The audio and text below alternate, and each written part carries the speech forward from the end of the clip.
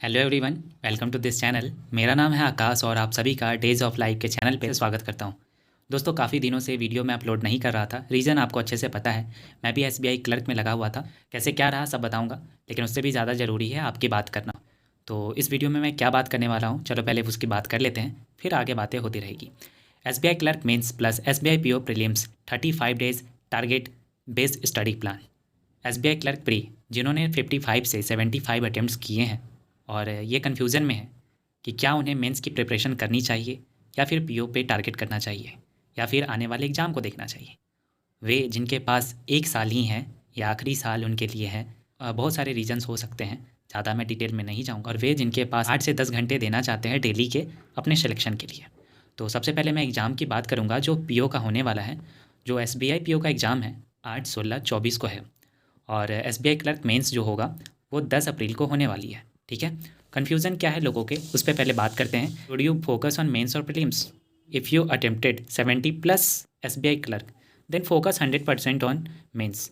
ऐसा क्यों बोल रहा हूँ? क्योंकि देखो, आप चाहे जिस भी स्टेट से फॉर्म फिलअप किए हो, आपने एक चीज़ नोटिस किया होगा कि एग्ज़ाम इस बार का ईजी टू मॉडरेट गया है। साथ ही साथ वैकेंसीज भी बहुत अच्छी खासी आई है। आप ये सोच रहे हो कि नॉर्मलाइजेशन होगी तो हमारे मार्क्स कम होंगे। ऐसा नहीं है ना कि 70 से सीधा वो 50 ले जाएंगे, ऐसा नहीं होने वाला है। तो चिल करो और ये ना सोच के नेगेटिविटी ज़्यादा ना रख के मेंस पे अच्छे से लगो, 100% फोकस के साथ लगो। ठीक है। दूसरे वो कि अगर आपके 55 से 70 तक हैं और आप सोच रहे हो कि क्या हमें क्या करनी चाहिए, मेंस पे लगना चाहिए कि एसबीआई पीओ प्री पे देखना चाहिए, तो आप 60% आप पीओ पे देखो और 40% अभी आप एसबीआई क्लर्क मेंस पे देखो। ये 40% आप आपके नज़र में होगा कि हमें करनी चाहिए, मेंस पे ज़्यादा देखना चाहिए।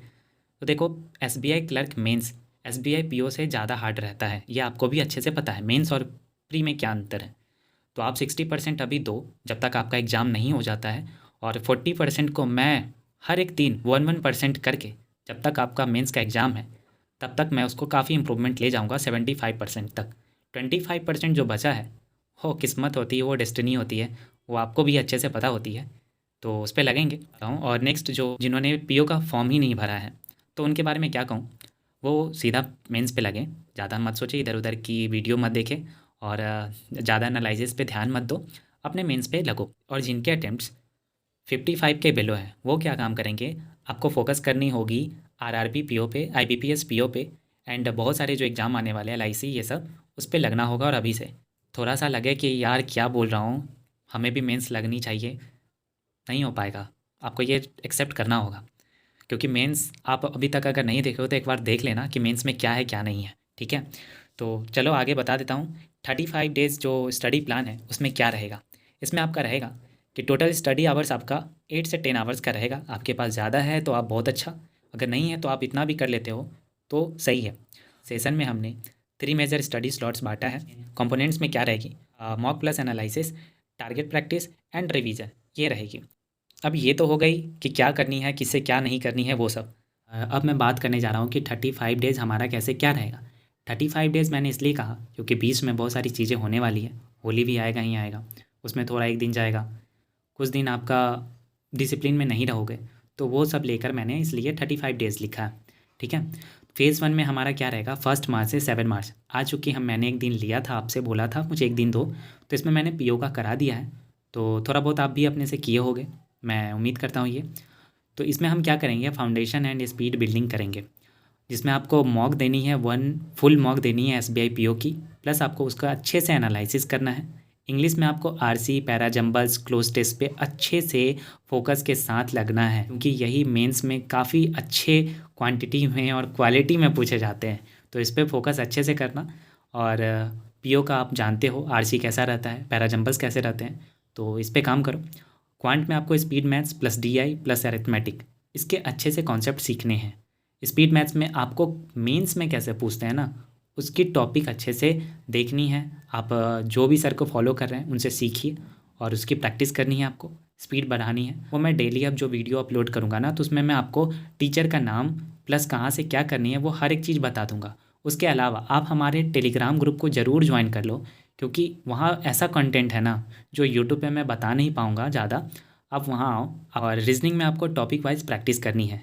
चूँकि अभी आप अगर डायरेक्ट सेक्शनल मॉक पे जाओगे ना मेंस का, तो आपके नंबर ज़्यादा नहीं आएंगे, 3 नंबर आएंगे, 4 नंबर आएंगे, 5 नंबर आएंगे, तो आपको लगेगा मेरे से मेंस नहीं होगा और आप आगे की प्रिपरेशन का सोचने लगोगे कि मुझे आरआरबी पीओ पे फोकस करना चाहिए, मेरी बेसिक्स ही क्लियर नहीं है तो मैं क्या कैसे मेंस को करूँ, मेरे अरिथमेटिक ही स्ट्रॉन्ग नहीं है तो मेंस का कैसे क्या करूँ, ऐसा दिमाग में आने लगेगा।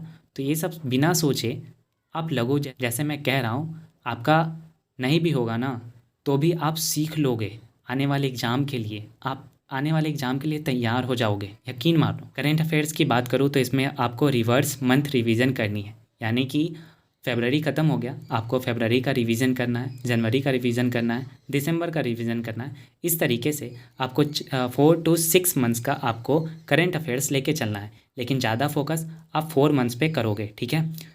फेज़ 2 में हम 8 मार्च से 24 मार्च करेंगे, जिसमें जिनका 8 मार्च को एग्ज़ाम है उनका हो जाएगा तो वो तो अच्छे से लगेंगे ही, लेकिन अगर जिनका 16 मार्च को एग्ज़ाम है, 24 मार्च को एग्ज़ाम है, तो वो क्या काम करेंगे, मेंस को कम फोकस करके प्री पे ज़्यादा फोकस करेंगे, जो कि पीओ का फॉर्म भरे हैं उनके लिए।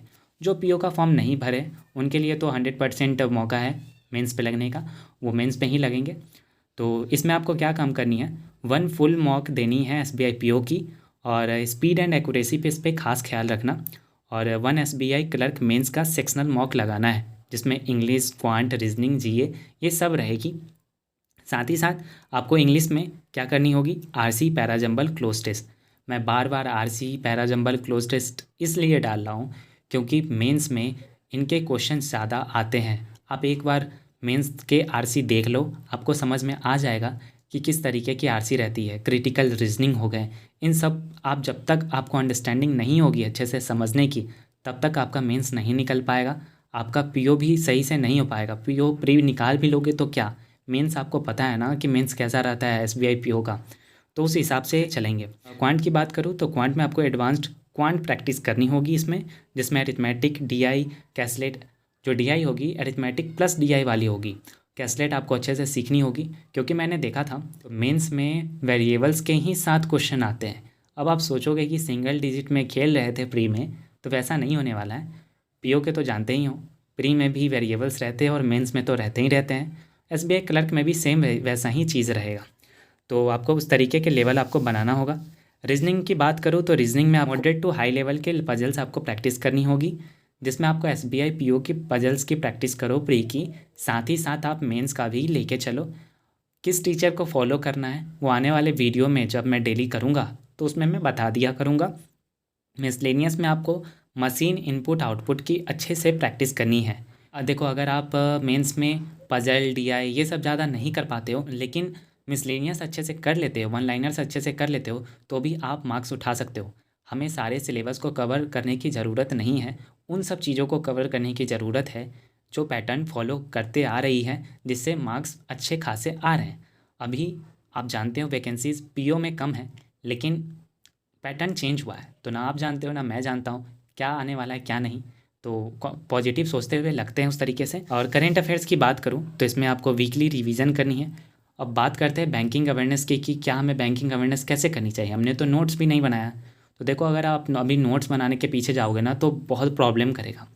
आपको मैं प्रोवाइड करा दिया हूँ पीडीएफ, आप मंथली आप पीडीएफ से करना, साथ ही साथ अफेयर्स क्लाउड का जो डेली वाइज आते हैं उससे तो करनी ही करनी है। स्टडी आईक्यू के 300 जो क्वेश्चन आते हैं वो कर लेना। फेज़ 3 की बात करूँ तो फेज़ 3 में 25 मार्च से 9 अप्रैल तक रहेगा, जिसमें 15+ डेज़ रहेगा, और इसमें हम एसबीआई क्लर्क मेंस का फाइनल बूस्ट करेंगे। देखो, अभी तक आपने पीओ, प्री और मेंस को लेकर चल रहे थे, लेकिन अब आपके पास पीओ के एग्ज़ाम ख़त्म हो चुके होंगे जो मेंस को कर रहे हैं। पीओ वाले को तो मैं बाद में मेंस का भी दूंगा, लेकिन क्लर्क वाले के पास पूरा मौका है अब कि अब आप 100% फोकस के साथ एसबीआई क्लर्क मेंस पे लगो।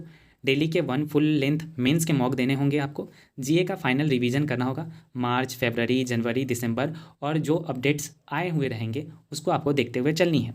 हाई लेवल की आपको पजल की प्रैक्टिस करनी है, प्लस डीआई ड्रिल आपको करनी होगी। टारगेट हम रखेंगे 8 से 10 मिनट्स में पर सेट का। इस फेज़ में हम essay and letter writing plus email writing का प्रैक्टिस करेंगे। डेली 30 to 45 मिनट्स हम देंगे। बहुत सारी ऐसी बातें हैं जो मैं शायद ना बताया हूँ, बहुत सारी ऐसी चीज़ें होगी जो छूट गई होगी, क्योंकि मैं भी एक एस्पिरेंट हूँ, मैं कोई टीचर प्रोफेशनल नहीं हूँ, तो थोड़ी बहुत ऊपर नीचे रह गई होगी, तो वो डेली करते करते वो हो जाएगा। मेन बात है कि आपका साथ लगना। देखो अभी आप बहुत सारे ग्रुप में ज्वाइन किए होंगे, बहुत सारे लोगों को फॉलो किए होंगे। अभी ऑनलाइन की दुनिया में ना लिमिटेड सोर्स को बार बार प्रैक्टिस करने की ज़रूरत होती है।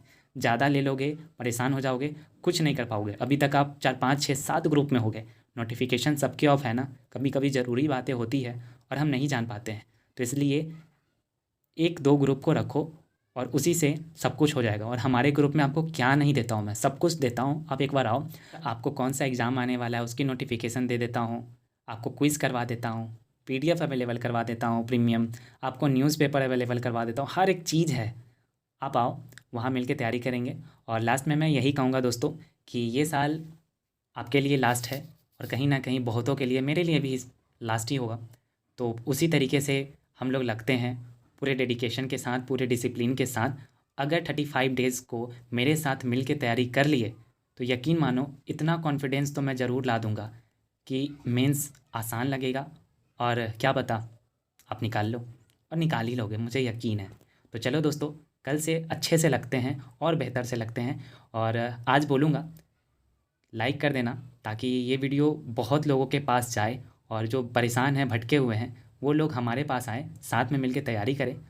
और कमेंट करना कि यस आई एम रेडी, ताकि मुझे थोड़ा सा खुशी मिले कि हाँ मैं लोगों के लिए हूँ तो लोग भी मेरे लिए हैं। और शेयर कर देना दोस्तों। चलो लगते हैं फिर।